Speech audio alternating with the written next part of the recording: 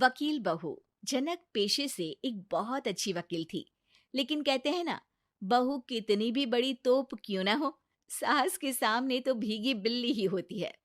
अरे जनक, क्या बात है? आज रोटी नहीं मिली अभी तक। ये तेरा कोर्ट नहीं है जो आज फैसला ना हुआ तो कल की तारीख मिल जाए। रोटी तो रोज वक्त में चाहिए। हाँ। माँ जी, रोटी तो कब की बन गई। मैंने आपको कहा तो खाना खाने के लिए, आपने शायद सुना नहीं होगा। ओहो हो, जज नहीं हूं मैं तेरे कोर्ट की, सास हूं सास। कोई दलील फालतू की मत देना यहाँ।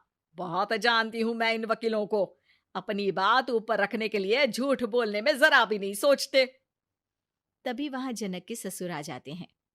अरे भाग्यवान, क्यों बेचारी के काम को कोसती रहती है हमेशा। मैं भी तो था वहां जब ये आई थी तुझे रोटी खाने को बुलाने के लिए। सास को तो अब गुस्सा आ जाता है कि कैसे किसी ने बहू की साइड ले ली। अरे वाह जी वाह, वो तो मैं जानती थी कि कोई ना कोई गवाह तो ये पेश कर ही देगी।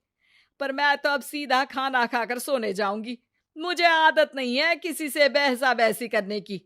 पता नहीं कैसे ये वकील इतना दिमाग लगाकर खुद तो झूठ बोलते ही हैं, साथ में झूठे गवाह भी ले आते हैं। जनक को सास के ताने सुनने की अब आदत सी पड़ जाती है। एक दिन जनक वकील की ड्रेस पर काला कोट पहनकर कोर्ट के लिए निकल ही रही होती है कि अरे कहाँ चली काला कौवा बनकर? टोक दिया ना। अब कोर्ट तो वकील वाली ड्रेस पहनकर ही जाऊंगी ना। वाह भाई वाह, दामिनी तो मैंने भी देखी है। सन्नी पाजी ने ऐसा ही कोट पहना था और कहा था कि तारीख पर तारीख, तारीख पर तारीख।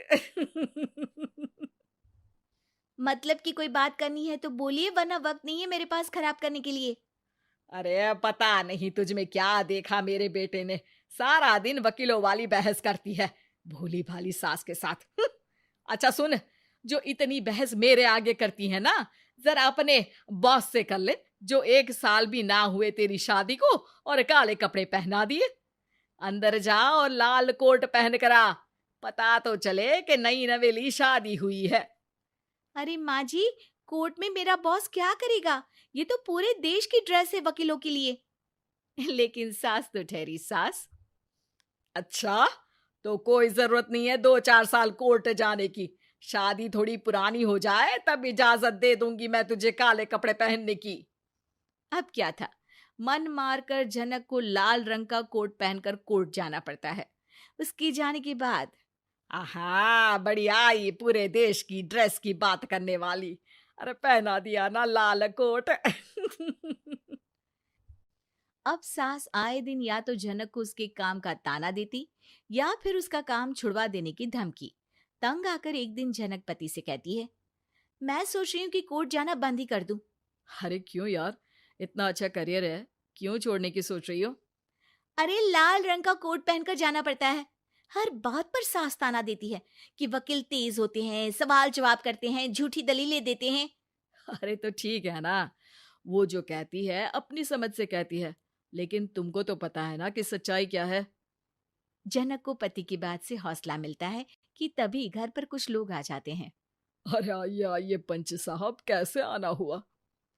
अरे भाई साहब, सुना है कि आपकी बहू वकील है। तभी वहां सास आ जाती है। हाँ है तो, लेकिन क्या हुआ?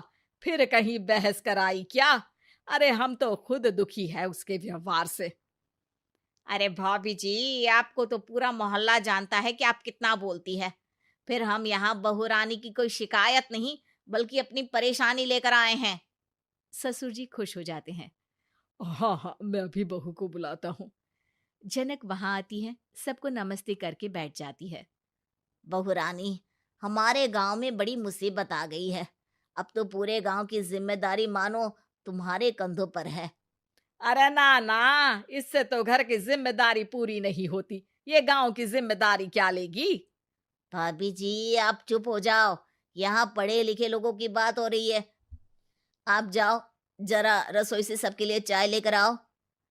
मैं कॉफी लूंगी। हाँ हाँ, वकील साहिबा के लिए कॉफी।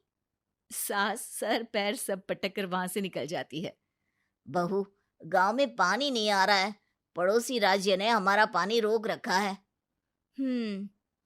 इसका मामला तो बड़े कोर्ट में चलेगा पंच जी, लेकिन ऐसा क्यों? वो राज्य हम लोगों से पानी के पैसे मांग रहा है। अब आधे गांव में पानी की सप्लाई खत्म हो गई है बहुरानी। अच्छा पंच साहब, बात गांव की है तो मैं जरूर केस लड़ूंगी। यहाँ एक बार फिर सास की एंट्री हो जाती है। अरे वाह जी वाह, ये काम करवा लो, आप हमारी बहू से बहुत अच्छा करती है। मैं हूं सीधी सादी सास। इस लड़की ने कैसे लड़ लड़ कर मुझे साइड कर रखा है, ये तो अब आपको पता चल ही जाएगा। अरे भाभी जी, आपकी आवाज तो पूरे गांव को सुनाई पड़ती है जब आप बहू रानी को सुंदर वचन सुना रही होती हैं। अरे वकील बहू मिली है, फक्र करो फक्र। हाँ जी हाँ, सारी फकर तो हम लोग ही करें। खैर, अब जो केस लड़ेगी और पानी गांव में आ जाता है तो पंच साहब लिख कर देना होगा कि हैंड पाइप में सबसे पहले मेरी बाल्टी और घड़ा भरेगा। अरे फिर तो हम बहू रानी के नाम पर घर पर ही सप्लाई दे देंगे, लेकिन ये इतना आसान नहीं है। बहू, गांव के पास अभी वकील करने की भी पैसे नहीं है तो। अरे पंच साहब, ये मेरे गांव का मामला है, मैं आपसे एक भी पैसा नहीं लूंगी।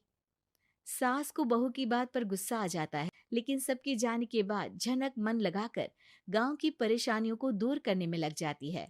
और वो दिन भी आता है कि झनक केस जीत जाती है। अरे आज तो प्लम्बर आकर घर तक पाइप लगा गया है। खुश हो जाओ, मेरे कारण तुम लोगों को घर के अंदर ही पानी मिल जाएगा।